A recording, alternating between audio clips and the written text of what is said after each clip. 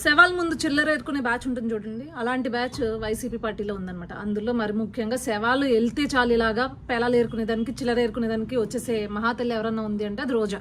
వచ్చేసింది, పొద్దున్నే వచ్చేసి శవాలు కనిపిస్తే చాలు ప్రెస్ మీట్లు పెట్టేసి పొంతన లేకుండా ఇష్టానుసారంగా ప్రెస్ మీట్లు పెట్టేసి అల్లు అర్జున్ విషయంలో అల్లు అర్జున్ అరెస్ట్ చేసినట్లట చంద్రబాబు నాయుడు గారిని, పవన్ కళ్యాణ్ గారిని, టీటీడీ చైర్మన్ బిఆర్ నాయుడు గారిని అరెస్ట్ చేయాలంటే. ఏమ్మా అక్కడంటే అల్లు అర్జున్ ఉన్నాడు, వెళ్ళాడు, పర్మిషన్ లేకుండా వెళ్ళాడు, గవర్నమెంట్ వద్దన్నా వెళ్ళాడు. కానీ ఇక్కడ ప్రభుత్వ వైఫల్యం కాదు ఇది, ఓకే, కేవలం అధికారుల నిర్లక్ష్యం వల్ల జరిగింది. కానీ కూటమి ప్రభుత్వం ముందుగానే చెప్పింది దీని వెనక ఎవరున్నా సరే కఠినమైన చర్యలు తీసుకుంటామని చెప్పి, బాధిత కుటుంబాలకి అండగా ఉంటామని చెప్పి క్లియర్గా ఇచ్చినా కూడా నువ్వు వచ్చి మైక్ ముందు రాజకీయం చేస్తున్నావు అంటే, అవును, స్వామివారిని అడ్డం పెట్టుకుని స్వామివారి దర్శనాలతో స్వామివారికి దర్శనం చేపిస్తానని చెప్పి వ్యాపారం చేసిన మహాతల్లివి ఇంతకు మించి బాధ్యతగా ఎక్కడ మాట్లాడతావు, ఎలా మాట్లాడతావు?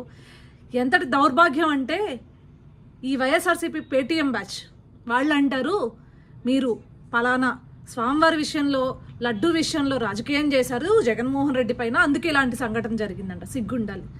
బాధిత కుటుంబాలు పాపం చేశారా? ఎవరిపైన కక్షని ఎవరిపైన వెళ్ళగెక్కుతున్నారు? బాధిత కుటుంబాలని పరామర్శించాల్సింది పోయి ఆ బాధిత కుటుంబాలు పాపం చేశాయని చెప్తున్నారా మీరు? కనీసం 11 సీట్లు వచ్చినా కూడా జ్ఞానం ఉండాలి కదా, సిగ్గు ఉండాలి కదా, నీతి ఉండాలి కదా.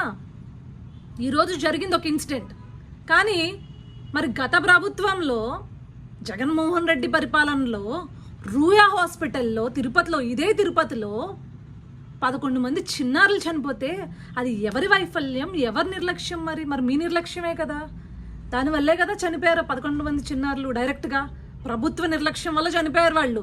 మరి జగన్మోహన్ రెడ్డిని అరెస్ట్ చేసేద్దామా?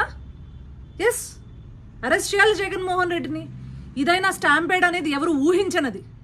కానీ ఒక గవర్నమెంట్ హాస్పిటల్లో, రూయా హాస్పిటల్లో ఇలాంటి ఆక్సిజన్ లేక ప్రభుత్వ నిర్లక్ష్యం వలన 11 మంది పిల్లలు చనిపోయినప్పుడు ఆ రోజు మరి నువ్వు బాధ్యత తీసుకోలేదు కదా రోజా, మీ ప్రభుత్వం బాధ్యత తీసుకోలేదు కదా. కానీ మీలాగా బాధ్యత తీసుకోలేని ప్రభుత్వం కాదు ఈ కూటమి ప్రభుత్వం.